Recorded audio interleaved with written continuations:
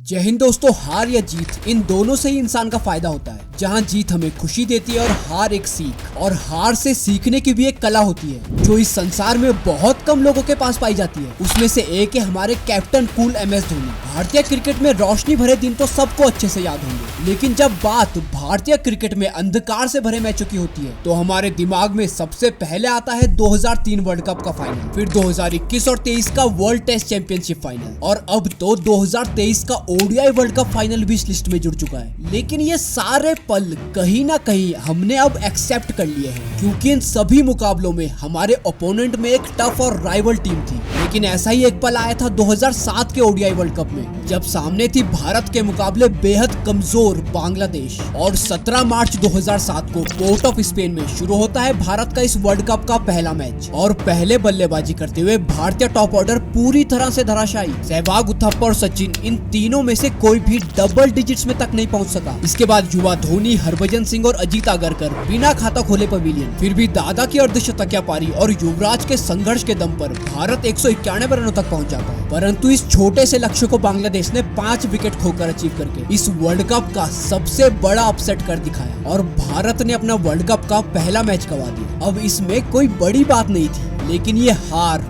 बांग्लादेश के खिलाफ आई थी, एक ऐसी टीम से जो 2003 वर्ल्ड कप के पॉइंट्स टेबल में केन्या, कनाडा और नीदरलैंड से भी नीचे थी। तो भारतीय दर्शकों का भड़कना तो लाजमी था। सड़कों पर पुतले जलाए जाने लगे, लोग चिल्ला चिल्ला कर बस एक ही गुहार लगा रहे थे कि कप्तान द्रविड़ और कोच क्रैग चैपल को वर्ल्ड कप के बीचों बीच हटा दिया जाए। भारत की ये हार तो पोर्ट ऑफ स्पेन में हुई थी, लेकिन इसके साइड इफेक्ट वहाँ से हजारों मील दूर भारत में दिखाई दे रहे थे। दिल्ली से लेके मुंबई, मुंबई से लेके कोलकाता, फैंस की ये नफरत पूरे देश में फैली हुई थी।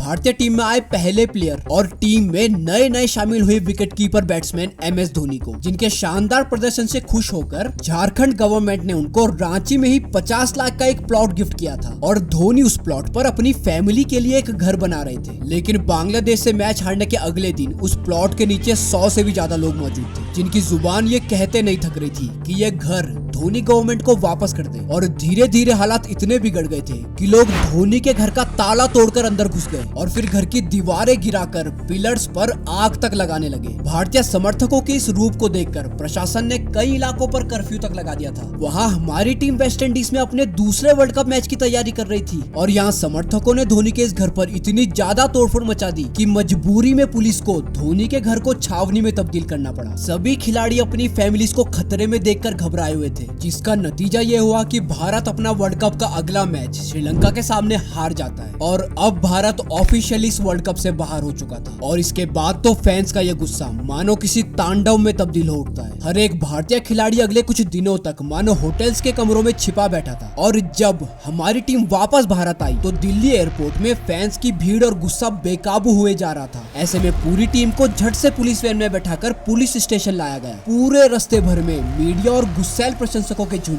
पुलिस वैन का पीछा कर रहे थे। धोनी आज भी इस पल को याद करते हुए कहते हैं कि उस दिन मुझे ये लगने लगा कि हमने कोई बड़ा अपराध किया है, शायद कोई आतंकी घटना या कत्ल जैसी वारदात को अंजाम देने जैसा कोई संगीन जुर्म। इस कदर लोग हमारा पीछा कर रहे थे मानो हमें मार डालेंगे। कुछ समय के बाद हम एक पुलिस स्टेशन में पहुंचे और कुछ देर तक वहां बैठे रहे। फिर 15-20 मिनट के बाद एक एक करके हम सभी को अलग अलग गाड़ियों में अपने अपने घर पहुंचाया गया। टीम में मौजूद सीनियर प्लेयर तो ये सब पहले भी झेल चुके थे, लेकिन धोनी जैसा युवा ये सब बकवास पहली बार देख रहा था। इसीलिए धोनी ने कहा, इस घटना का मेरे ऊपर काफी प्रभाव पड़ा और मैंने अपने अंदर की आक्रामकता को एक बेहतर क्रिकेटर और एक अच्छा आदमी बनने की दिशा में मोड़ दिया, जिसके फलस्वरूप धोनी ने अपना पूरा ध्यान 4 महीने बाद शुरू होने वाले 2007 T20 वर्ल्ड कप पर लगाया, और इस वर्ल्ड कप के लिए माही को कप्तान भी बनाया गया था। तो उस हार का और उस तुच्छ बर्ताव का माही के पास इससे अच्छा मौका नहीं हो सकता था। और भारत ने इस वर्ल्ड कप में केवल न्यूजीलैंड से एक लीग मैच हारकर अपने सभी मैचेस जीते, और फिर फाइनल में पाकिस्तान के खिलाफ जोगेंद्र शर्मा का वो ओवर और मिसबाह का वो स्कूप शॉट जो सीधे खत्म हुआ श्रीसंत के हाथों में, और भारत इतिहास दर्ज करते हुए इनॉग्रल T20 वर्ल्ड कप जीत चुका था। फिर वो ही भीड़ जिसने कुछ महीने पहले इस टीम का तिरस्कार किया था, आज एयरपोर्ट पर फूल मालाएं ढोल नगाड़ों से इस टीम के स्वागत में खड़ी थी। साथ ही पूरा देश इस दिन जश्न के माहौल में डूबा हुआ था। जिन खिलाड़ियों के पुतलों को 6 महीने पहले बीच चौराहे में जलाया जा रहा था, उन पुतलों पर आज मालाएं थी। अब ये युवा धोनी इतना तो समझ गया था कि मैदान के बाहर चाहे कुछ भी हो, उसका जवाब मैदान के अंदर देना।